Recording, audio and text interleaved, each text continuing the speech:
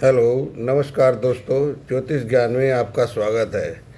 तो दोस्तों, आज आपके लिए एक बहुत ही रोचक विषय लेकर मैं आया हूँ। तो आज जानेंगे साथियों, कुंडली के 11वें भाव का महत्व। आप लोगों ने सुना होगा कि रावण संहिता के अनुसार जब रावण के घर में पुत्र पैदा हुआ, जब मेघनाथ का जन्म हुआ था, तो रावण ने सोचा कि कुंडली के 11वें भाव में सभी ग्रह आकर बैठ जाए और 11वें भाव का पूरा लाभ उसके बेटे को मिलकर अजर और अमर हो जाए। तो साथियों, ऐसा क्या है 11वें भाव में जो रावण ने बहुत ही प्रयास किया कि उसके बेटे की कुंडली में सभी ग्रह 11th हाउस में आकर बैठने का प्रयास किया। तो साथियों, आज इसी के विषय पर एक थोड़ी सी चर्चा लेकर मैं आया हूँ। तो साथियों, जानेंगे कि आज 11वें भाव का स्वामी जब कुंडली के अन्य सभी भावों के साथ बनाता है तो क्या फल प्राप्त होते हैं। तो साथियों, आओ जानेंगे। जब 11वें भाव का संबंध पहले भाव यानी लग्न से होता है तो जातक को आत्मविश्वासी, महत्वाकांक्षी और समाज में प्रतिष्ठा प्राप्त होती है। उसकी इच्छाएं स्वयं के प्रयासों से पूरी होती है। अच्छी सेहत और आत्मबल के कारण जीवन में सफलता मिलती है। और जब 11वें भाव का स्वामी का संबंध दूसरे भाव यानी धन भाव से होता है तो जातक को परिवार से आर्थिक लाभ होता है, वाणी से लाभ होता है। ऐसे लोगों का वक्ता, गायक या सलाहकार से हो सकता है। पैतृक संपत्ति या जमा पूंजी में वृद्धि होती है। तो साथियों, जब 11वें भाव के स्वामी का संबंध तीसरा भाव पराक्रम भाव से संबंध होता है तो जातक साहसी, मेहनती और अपनी हिम्मत के बल पर लाभ कमाने वाला होता है। छोटे भाई बहनों के सहयोग से लाभ मिलता है। मीडिया, लेखन, संचार क्षेत्र में लाभ मिलता है। और इसी प्रकार 11वें भाव का संबंध चौथे भाव सुख भाव से हो जाए तो जातक को घर, वाहन, संपत्ति, घरेलू सुखों का लाभ मिलता है।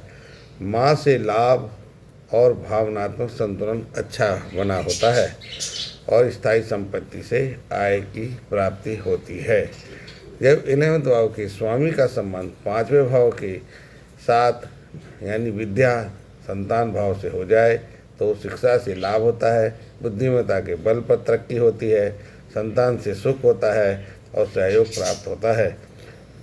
और स्पेसिकुलेशन, शेयर मार्केट या क्रिएटिव कार्यों से लाभ होता है। जब 11वें भाव का संबंध छठे भाव से यानी छठा भाव ऋण, रोग, शत्रु भाव से हो जाए तो जातक को संघर्षों के बाद लाभ मिलता है। शत्रुओं पर विजय मिलती है, कर्ज चुकाने की क्षमता अधिक होती है।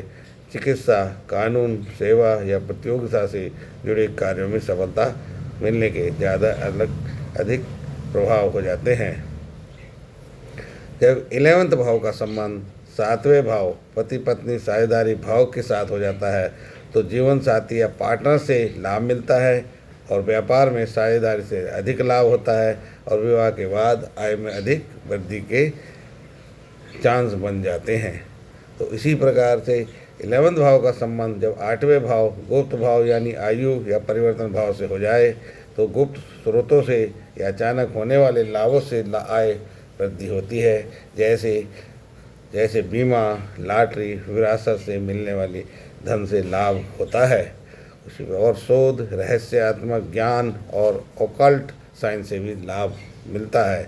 जीवन में कई परिवर्तन और उतार चढ़ाव के बाद लाभ अधिक मिलता है। और इसी प्रकार जब 11वें भाव का संबंध 9वें भाव के 9वां भाव यानी भाग्य भाव के स्वामी के साथ या हाउस के साथ हो जाए तो भाग्य का साथ अधिक मिलता है और धर्म कर्म से लाभ अधिक होता है। गुरु या पिता से सहायता अधिक मिलती है। विदेश यात्रा, उच्च शिक्षा या आर्थिक कार्यों में अधिक लाभ मिलता है। उसी प्रकार से जब 11वें भाव के स्वामी का संबंध 10वें भाव यानी कर्म भाव से बनता है तो तब कैरियर में ज़बरदस्त उन्नति होती है और सामाजिक प्रतिष्ठा और उच्च पद प्राप्त हो सकता है। तो साथियों, जब इसी प्रकार से जब इन तरह तरह के भावों से 11 भाव के स्वामी के साथ जब संबंध बनता है अपना, तो विभिन्न प्रकार के लाभों को प्राप्त होता है। तो साथियों, अब मैं वीडियो में आपने ये जाना कि 11 भाव का संबंध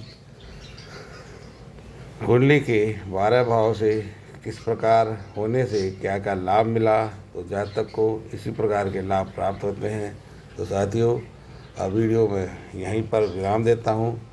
तो साथियों, इस वीडियो से आपको देखने से यदि लाभ हुआ तो इस वीडियो को लाइक एवं सब्सक्राइब करें। धन्यवाद साथियों। अब मैं यहीं पर विदा लेता हूँ। नमस्कार।